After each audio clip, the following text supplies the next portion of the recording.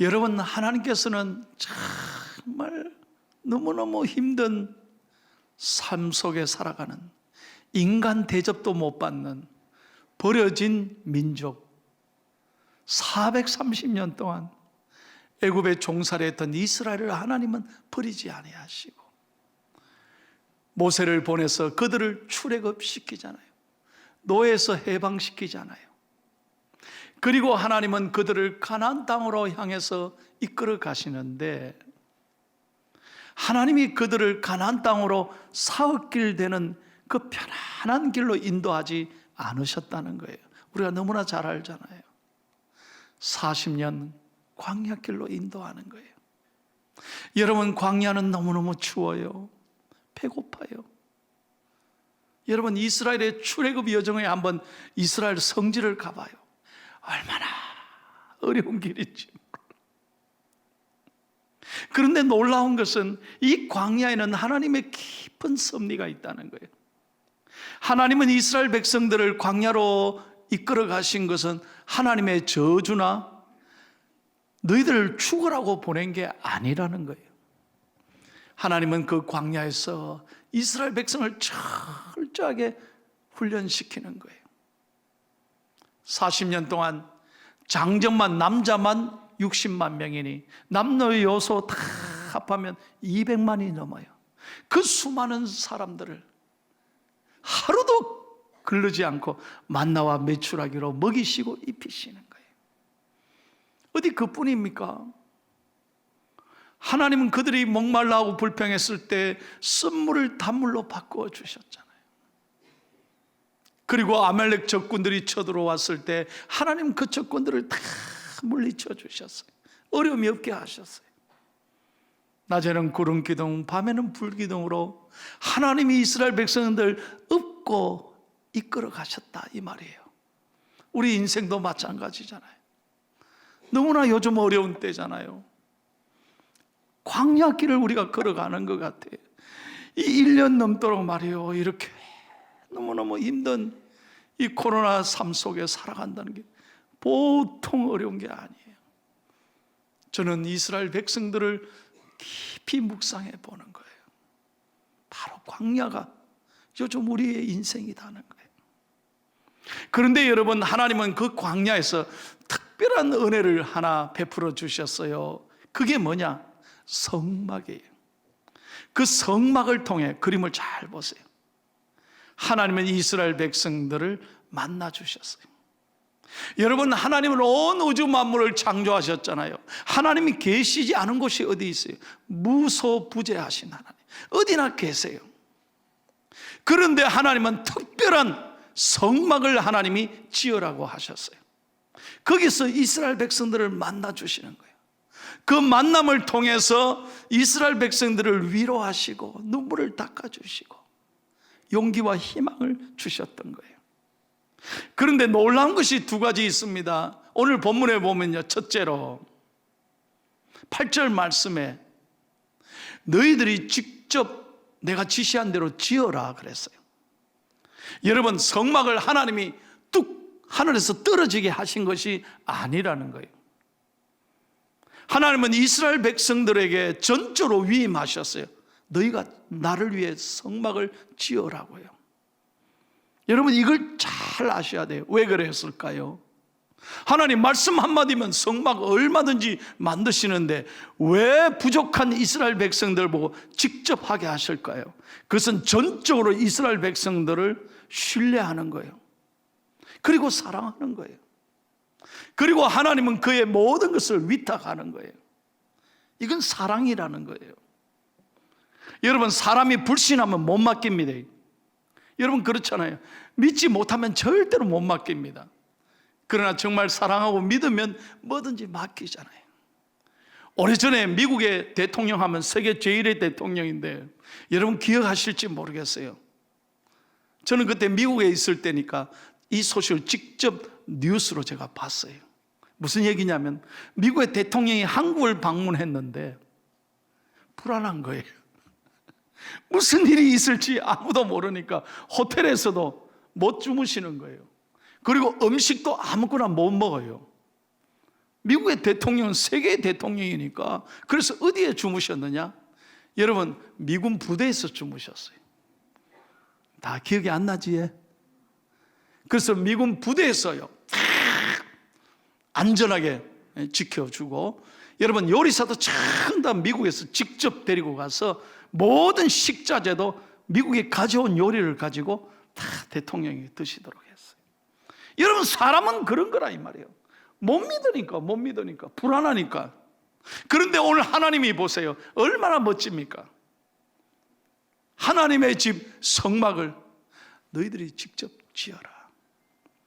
두 번째 중요한 것은 뭐냐면 2절 말씀 한번 다 같이 읽을까요?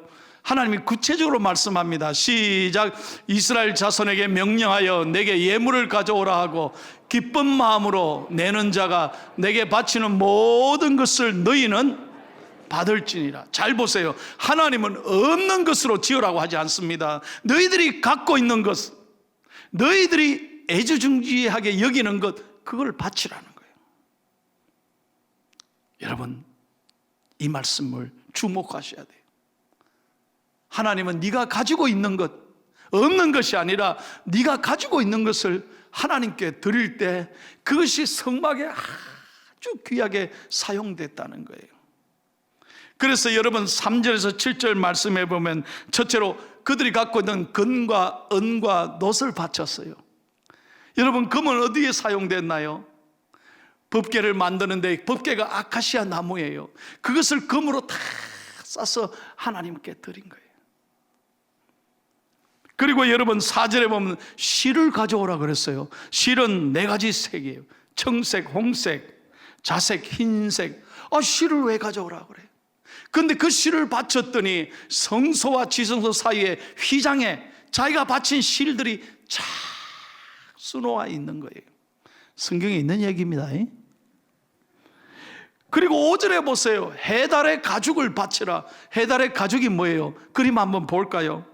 홍해 앞바다에서 나오는 물개 같은 짐승의 가죽이에요. 그걸 성막에 덮으라는 거예요.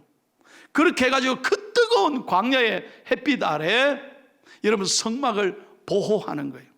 에어컨같이 다 성막이 덥지 않도록 다 해달의 가죽을 덮어서 보호하는 거예요. 그리고 오늘 7절 말씀해 보세요. 너희들의 호마노, 에봇, 흉패에 물릴 보석을 바쳐라. 보석을 바치라. 이거 왜 바치라고 그러지? 그런데 나중에 알았어요. 자신이 바쳤던 금이 성막에 사용되고 실이 휘장에 사용되고 자신들이 바친 호마노 보석들이 이 제사장의 옷 에봇에 12지파의 이름이 새겨져 있는 거예요. 이걸 잘 보셔야 돼. 제사장의 옷에 자신들의 지파의 이름이 기록된 보석으로 다 기록되는 거예요.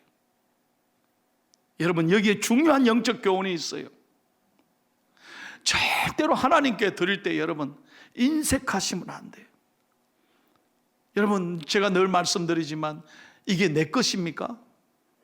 내 것이면 영원히 갖고 가야지. 죄송합니다, 여러분. 이 세상 떠날 때 가지고 갈 수 있는 게 뭐가 있어요? 내 거냐고요. 그래서 우리가 하나님 앞에 드릴 때요, 절대 인색하거나 불평함으로 드리면 안 돼. 하나님은 가난한 하나님이 아니에요.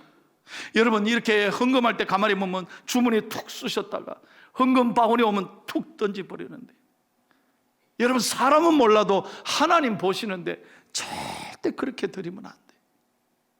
하나님은요, 돈의 액수가 문제가 아니에요. 여러분 중심을 보시는 거예요.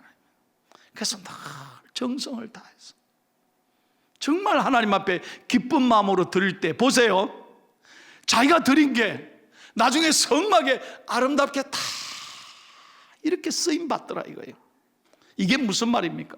여러분이 하나님께 받았던 재능과 물질과 모든 은사와 믿음과 아름다운 수고와 섬김과 정성과 예물은 반드시 하나님의 보화의 창고에 여러분들이 예비되어 있는 줄로 믿으시기를 축복합니다.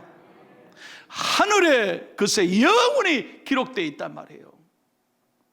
여러분, 땅의 것은 다 없어지는 거예요. 여러분, 이 세상의 것에 투자해봐요. 그 남아 있습니까? 하늘의 보화에 쌓아두는 사람, 그리고 하나님의 영광을 위하여, 이웃을 위하여 나누고 베풀 때, 여러분, 가난한 자에게 같이 슬픔을 나누고 목마른 자에게 아름다운 사랑을 나누는 것은 곧 내게 한 것이라고 그랬어요. 사랑하는 중앙교회 성도 여러분, 이 성막이 하나님의 교회다 이 말이에요. 여러분, 지금까지 수십 년간 이 교회를 위하여 바친 아름다운 정성과 수고와 희생과 섬김은 반드시 하나님께서 기억하시고, 이럴 때 아멘 하는 거요, 기억하시고 하늘의 보화에 쌓아두시고 여러분에게 복을 주실 줄로 믿습니다. 여러분, 나만 늘 생각하고 나밖에 모른 채 살다가 주님 앞에 가면 얼마나 후회가 되겠어요. 그때는 소용이 없어요. 그러므로 여러분에게 부탁합니다. 여러분, 더 이상 교회의 방관자가 되면 안 돼요. 구경꾼이 되면 안 되는 거예요. 너끼리 알아서 해봐라, 나는 모른다, 이래 되면 안 돼요. 여러분, 이 성막이 이스라엘 백성들에게 큰 기쁨이 되고 자랑이 되고 축복이 되었던 것처럼, 오늘 우리의 성막인 이 교회가 여러분의 자랑이 되고 축복이 되기를 예수님의 이름으로 축원합니다. 저는 오늘도 이제 곧 여수로 출발합니다. 저는 어디 가든 설교할 때 저는 고백합니다. 제가 중앙교회 목사 된 게 하나님의 은혜라는 거. 그리고 우리 교인들이 너무너무 저는 사랑하고 존경한다고요. 왜 아멘을 안 하세요?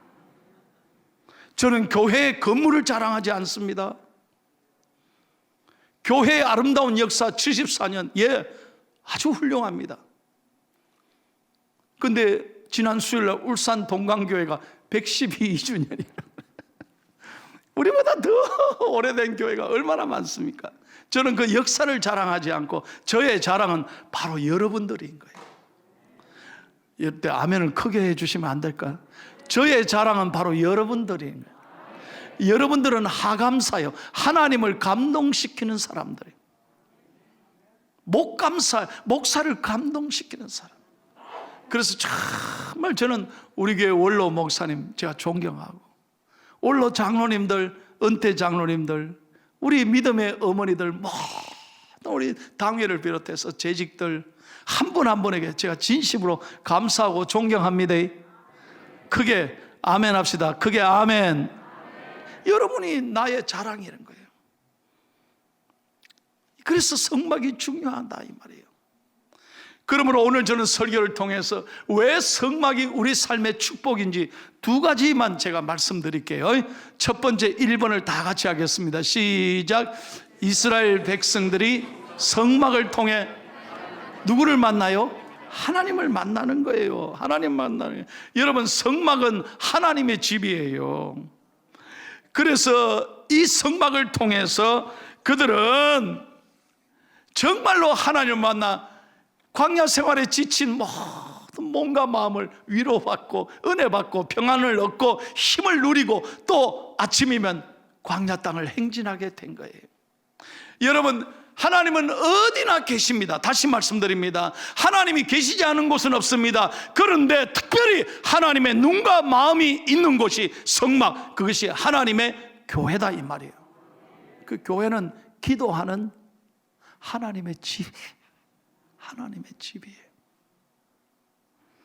그래서 여러분, 이 성막을 귀하게 여기는 것이 얼마나 감사한지 몰라요. 이 성막에 와서 위로를 받습니다. 이 성막에 와서 내 눈물을 닦아주시고 나를 위로해 주시는 하나님을 만나게 되는 것입니다. 그리고 용기를 얻습니다. 희망을 얻습니다. 여러분, 생각해 보세요. 보이지 않는 하나님을 어떻게 우리가 사랑할 수 있습니까? 우리가 보이지 않는 하나님이지만 분명히 하나님이 우리와 함께 계신다는 걸 확신하는 것은 우리 보이는 형제들을 사랑하기 때문입니다. 이 보이는 형제들의 사랑을 통해서, 야, 하나님이 계시는구나, 그때 깨닫는 거예요. 이게 교회입니다. 요한일서 4장 20절을 다 같이 읽겠습니다. 시작. 어느 때나 하나님을 본 사람이 없으되 만일 우리가 서로 사랑하면 하나님이 우리 안에 거하시고 그의 사랑이 우리 안에 온전히 이루어지느니라. 그렇죠. 그래서 여러분, 하나님을 사랑한다고 하면서, 보이지 않는 하나님을 사랑한다고 하면서 보이는 형제를 사랑하지 못하면 그것은 거짓이라 이 말이에요. 나는 하나님은 사랑하는데 교회는 싫어.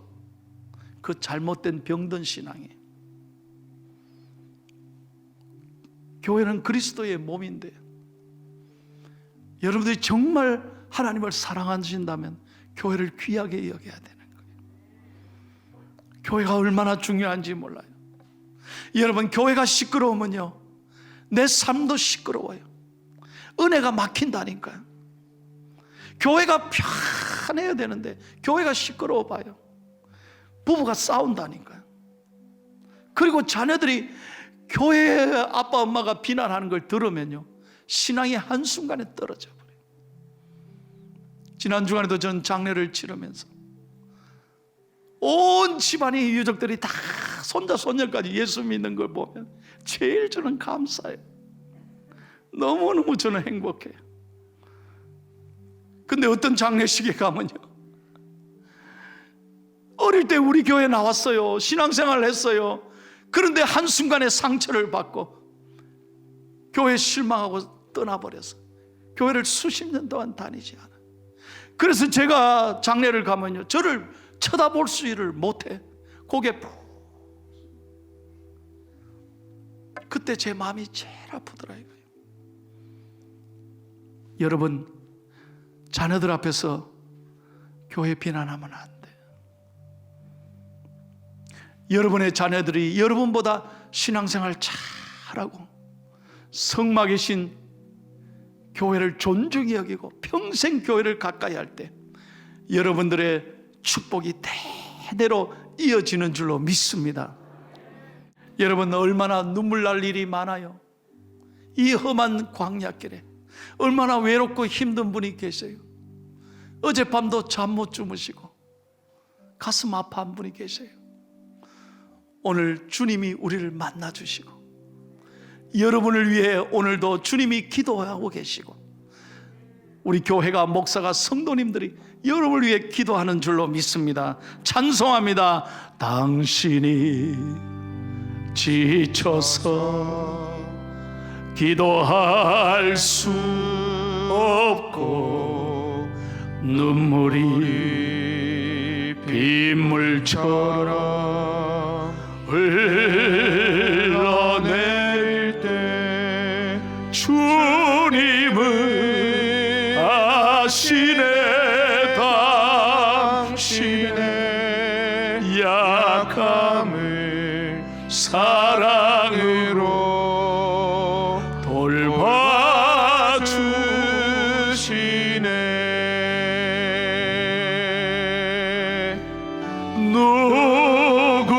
누군가 널 위하여 누군가 기도하네.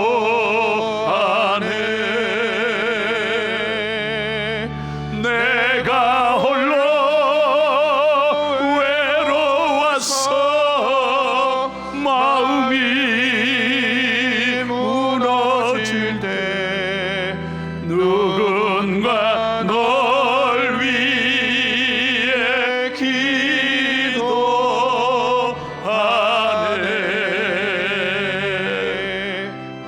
할렐루야.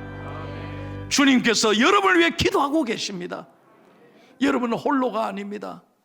우리 교회가 기도하고 있습니다. 이 광야 같은 인생길 주님 붙잡고 승리하는 저와 여러분 되기를 예수님의 이름으로 축원합니다. 두 번째, 성막이 왜 축복인가? 다 같이 읽고 마치겠습니다. 시작. 성막에서 하나님을 만남으로 거기서 죄사함을 받고 회개하고 변화받아 감사하는 은혜를 누렸기 때문입니다. 여러분, 이스라엘 백성들은 출애굽했지만 광야길에서 늘 죄 짓는 거예요. 불평하고 원망하고 미워하고 분노하고 얼마나 힘든 일이 많고, 그런데 성막에서 그들이 죄를 지을 때마다 하나님 만나러 오는 거예요. 그 죄사함을 받기 위해서 흠없는 양이나 염소나 송아지를 잡아서 단번에 그를 죽여서 그 짐승의 피 흘림으로 그들은 깨끗이 용서를 받는 거예요. 그래서 제사를 드리고 성막을 떠나갈 때 깨끗한 영과 마음으로 이 광야를 다시 한번 믿음으로 출발하게 되는 것이죠. 그때 하나님의 죄 용서함, 하나님의 사랑을 깨닫고 그들은 힘을 얻어 나갈 수 있게 된 것입니다. 여러분, 이스라엘 백성들이 광야 40년을 이길 수 있었던 이 비결이 바로 성막에 있었다는 거예요. 그렇습니다.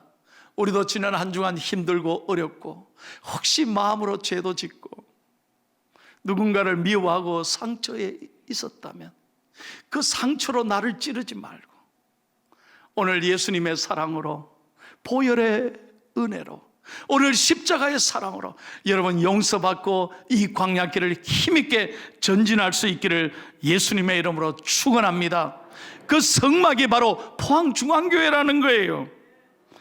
여러분, 그래서 오늘 주님께서 이 예배를 통해서 분명하게 말씀합니다. 여러분, 영상으로 예배 드리는 것도 좋지만 영상으로 예배 드리니 어때요? 은혜가 달라요. 이렇게 성전에 나와 예배한다는 게 얼마나 귀한지 몰라요. 우리가 이제 다 가보잖아요. 근데 왜 교회 오면 여러분 불안하십니까? 우리 교회처럼 이렇게 철저하게 방역하는 데가 어디 있다고? 유부회 끝나고 다 방역했습니다. 일일이 여러분 체크 다 하고. 여러분, 우리가 무슨 교제를 합니까?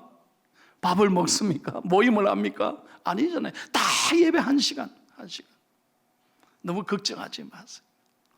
이 예배를 통해 여러분, 오늘 이 성막을 통해 오늘 하나님께서 우리에게 말씀하십니다. 마태복음 11장 28절 다 같이요. 시작. 수고하고 무거운 짐진 자들아 다 내게로 오라.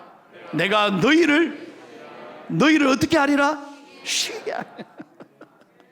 오늘도 이 예배를 통해 이 성막에서 여러분의 모든 무거운 짐을 주님께 맡기고, 다시 한번 주님께 맡기고 돌아갈 때 여러분 마음이 평안하기를 바랍니다. 여러분의 발걸음이 가볍게 되기를 원합니다. 왜? 예수님이 나의 길이요 진리요 생명이다 이 말이에요. 내 모든 짐을 주님께 맡기는 것, 그게 바로 예배예요. 내 모든 시험 무거운 짐을 주 예수 앞에 아뢰이면, 다 같이 해볼까요? 근심에 쌓인 날 돌아보사 내 근심 모두 맡으시네. 무거운 짐을 나 홀로 지고 견디다 못해 쓰러질 때 불쌍히 여겨 구원해 주리. 은혜의 주님 오직 예수. 할렐루야. 오늘 이 예배를 통해 여러분의 모든 짐을 주님께 맡기시기를 축원합니다. 여러분, 이 성막인 교회를 귀하게 여기기를 축복합니다. 여러분 가정의 자녀들도 이 성막을 사랑하고 이 교회를 가까이 하고, 여러분이 오고 오는 세대에 여러분의 자녀들이 더 예수 잘 믿고 하나님의 은총을 누리는 복된 가정이 되기를 예수님의 이름으로 축원합니다.